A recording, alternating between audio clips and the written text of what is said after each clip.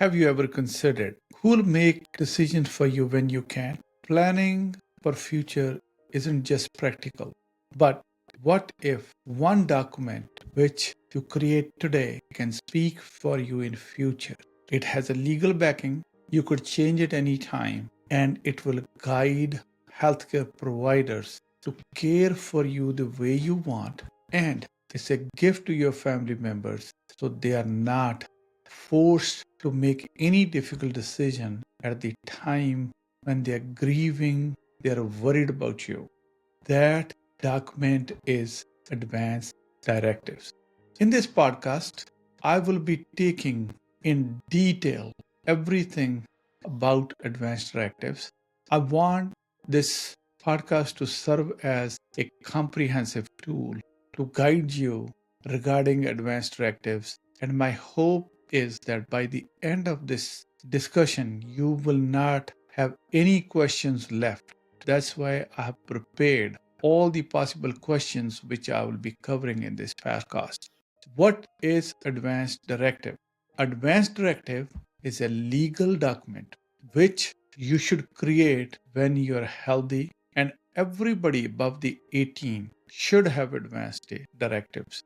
It is not something to be postponed till you are old. Advanced directives have two components. It comes into play when you cannot speak for yourself or you cannot make your healthcare related decisions. You want somebody to make the decisions for you. That is called healthcare proxy. And also, you want to be there to guide even your healthcare proxy, but different aspects of your care when you cannot. The second component is living well. So you need to create two kind of documents, healthcare proxy and living will. Living will is a person, healthcare proxy is someone whom you trust and you have deep discussions with that individual after self-introspecting how you want them to make a decisions on your behalf when you cannot.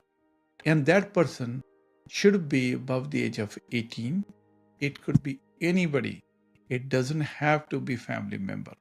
So long as they are willing to act as your healthcare proxy, anybody is acceptable.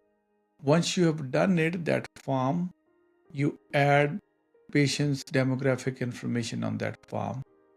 It needs to be witnessed by someone who knows you both, but the person who's your healthcare proxy cannot be one of the witness, and healthcare providers cannot be your healthcare proxy because they are the one who will be implementing those wishes. Because it's a legal document, it needs to be respected, and every line on the form, whichever you use, must be filled correctly. Your living will. Living will is your document which you create. Even though you have a healthcare surrogate, you want to guide your healthcare surrogate to make decisions about different aspect of your healthcare based on your wishes, your belief system. Most common topics which are discussed in living well are end of life. When you cannot breathe, your heart is not beating, whether you want to be resuscitated, intubated, or dialyzed, or you want a feeding tube. Other component of living well is your comfort. How far and how long you want to struggle and fight the disease and disability, and when you want to invoke comfort care, including hospice.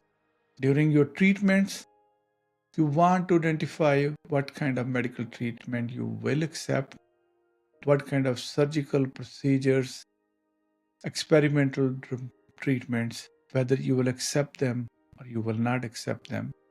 Then how you want your wishes to be communicated, whom those wishes should be communicated, how you want to be dressed, what you want your loved ones to know about you.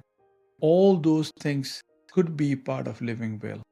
That way, you are guiding your family and friends. This could be the best gift you could give them.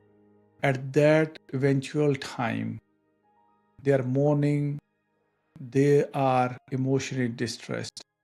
And if you have your wishes clearly defined, you will spare them emotional turmoil, you will spare them guilt, and they will thank you even when you are not there.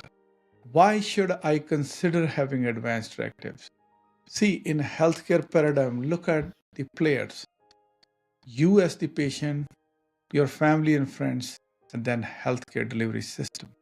If you do not specify your wishes, there is a logarithmic way where healthcare system operates. If you do not make the decisions, they will go first to your spouse, your children, your parents, your extended family, and then friends, whosoever knows you the best. And then in the end, state may come in to help you to make the decisions for you. You today will make the decision which they believe is in your best interest, which may not be in line with your belief system or your thought process, what you want to accept or you do not want to accept. If you outline your wishes by creating healthcare proxy and living well, you will give gift to your family and friends so that they are not scrambling at the time of emotional turmoil and they are not burdened and they are not in feeling of guilt and loss that they have to make this difficult decision. Who needs advanced directive? Everyone needs advanced directive, and anybody above the age of 18 should consider having advanced directive. See, advanced directive is something you make when you are young, healthy, and because you do not know when the eventuality will hit you. So you want to make it anybody, you want to create advanced directives when you are above the age of 18. But people with chronic medical problems or terminal diagnosis, they must have clear understanding and discussion about advanced directives. It is unfortunate that only 37% of Americans have advanced directives. That is a very low number. Americans are known to live life at their own terms in pursuit of happiness and liberty.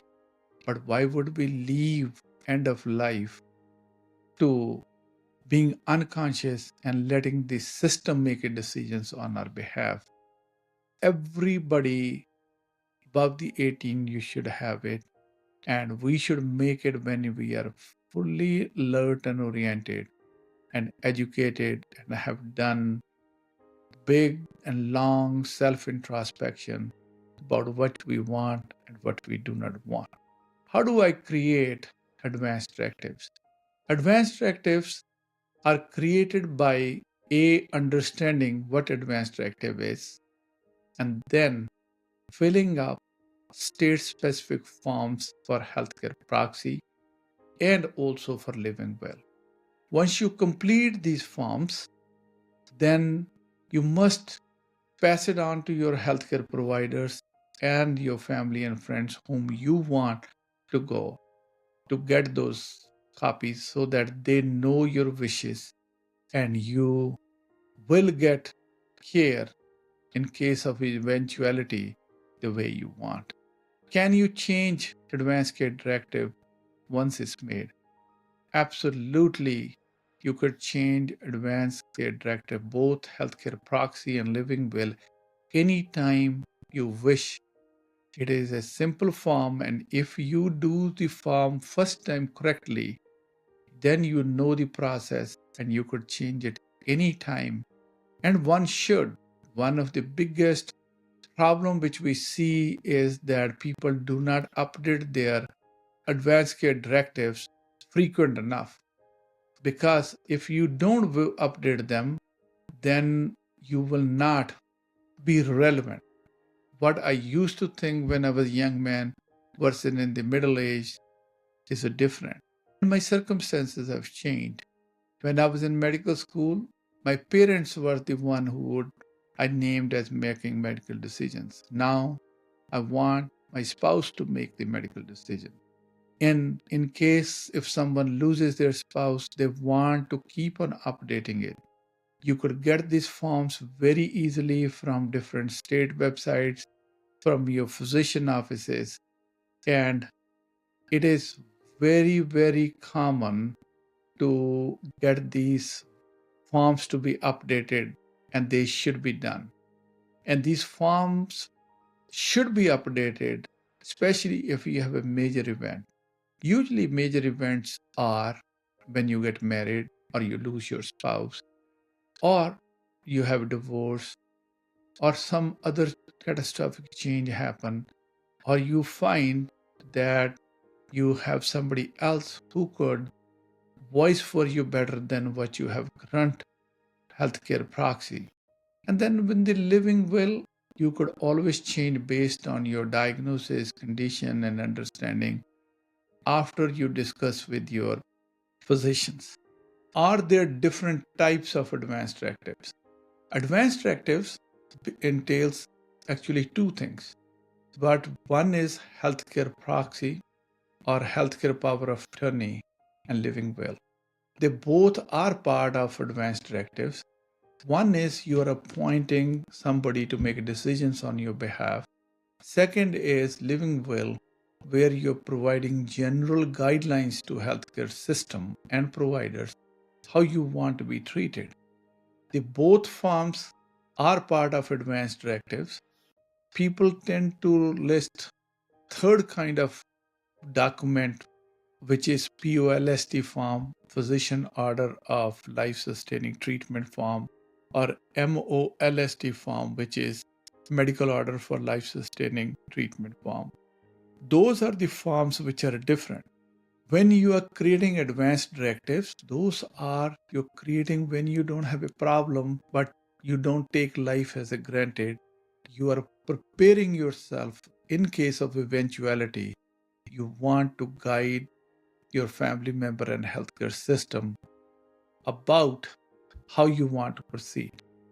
Whereas POLST and MOLST, which is physician order of life sustaining treatment and medical order of life sustaining treatment, and DNR form, those things are come into play here and now.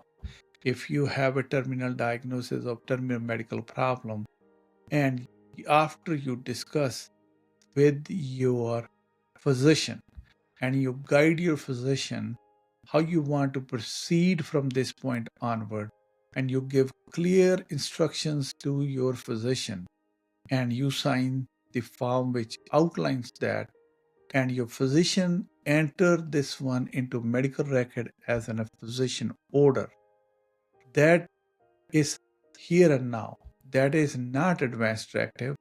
That is a real-time order which you're giving when you have problem and you're going through terminal diagnosis right there and then. What is living will? Living will is a document where you outline different aspects of your end of life, how you want to be perceived. In living will, first question you answer is that at the end of life, once God forbid your heart stops, you cannot breathe, do you want to be resuscitated or you do not want to be resuscitated? And you give guidelines. Then comes is your palliative care. When you want to have a complete total palliative care versus curative care, then you guide what kind of medical treatment, surgical treatment, procedures, and experimental treatment you will accept or you will not accept. Also, it takes into consideration about organ donation, then certain aspect of your cultural, personal, emotional belief system, how you want to be dressed, how you want to be disposed of. And you could include anything in the living will what you find is important for you. What is healthcare power of attorney? Power of attorney is you are appointing somebody who's trustworthy above the age of 18, and you are in discussion with them regarding in detail about your wishes, and they are willing to act as your healthcare surrogate or healthcare power of attorney to help you implement those changes. This is the authority you give it to them. You could always change it. You could change your healthcare power of attorney anytime. How do advanced directives affect my medical treatment choices? They affect by your guidance. In case of absence of your living will or your advanced directives, healthcare has a hierarchical system through which it proceeds. Healthcare system does not make decisions for you. We implement your wishes in the absence of wishes which are specified by you. We have presumed you want everything on the menu to be done. So that may not be what you want, but if you want to make your choices and have a say in your treatment when you do not have a capability to make the decision, you must make your advanced directives made and distributed and make everybody know what you want and what you do not want. Do advanced directives have a legal status across different states? This is where the things are muddy. There are certain forms like five wishes form which is accepted in 44 to 46 states. They will carry from one state to another. But anytime you move from one state to another, you must check with the local physician authorities regarding the portability of your previous advanced directives. Advanced directives, there are legal jargon which each state is using differently, and sometimes the same word means different in different states. I would say till it becomes a uniform process, if you move, you must check with the local resources that all the wishes are in line with the forms which you have. And it's my experience, if you have completed one time, completing another form usually is not as laborious. First time is the most difficult one. Once you know the process and procedure, you could proceed very easily and quickly. What happens if you do not have advanced directives during emergency? That is where all the problem lies. We will make a default decision-making process that may or may not be in line with what you want. We follow hierarchical system where we go to spouse, children, parents, family members, extended family, and friends. And the last is the court-appointed person to make decisions on your behalf. You want to make sure that your wishes are implemented the way you want. I do not find any reason why you should not create advanced directives. If you don't do it, you are asking for care which you may or may not want or will accept if you are alert and oriented. How do advanced directives impact end of life? Advanced directives is your mouthpiece at the time of end of life. If you do not have advanced directives, we will follow default process, which I have outlined. You do not want to go to default decision-making process. You want to make sure you define how you want, what you will expect, and what you do not expect the healthcare system to be. and you should specify the kind of treatments you are willing to go for and what are the treatments you will not accept. What are the common misconceptions about the advanced directives? Biggest misconception I see is I'm young, I do not need to have advanced directive. It is only for elderly and terminally ill patients. That is one of the biggest myth I have. Eventuality can hit any of us anytime. If you are above the age of 18, you should have advanced directives. These misconceptions, misunderstandings are the reason why people do not execute on advanced directives. How has COVID 19 impacted the importance of advanced directives? See, adversity makes us more aware of fragility of life, vulnerable, and makes us think. In COVID 19, when we had a pandemic, it forced us to step back, introspect, and come up with proper planning. It has increased awareness about unpredictability of health, and also because of increased rate of death during that time, we have been more cognizant and we have been more apt to consider advanced directives. Why do fewer non-white individuals have advanced directive compared to white counterparts? We truly believe it's primarily cultural and socioeconomic status and lack of access to healthcare resources.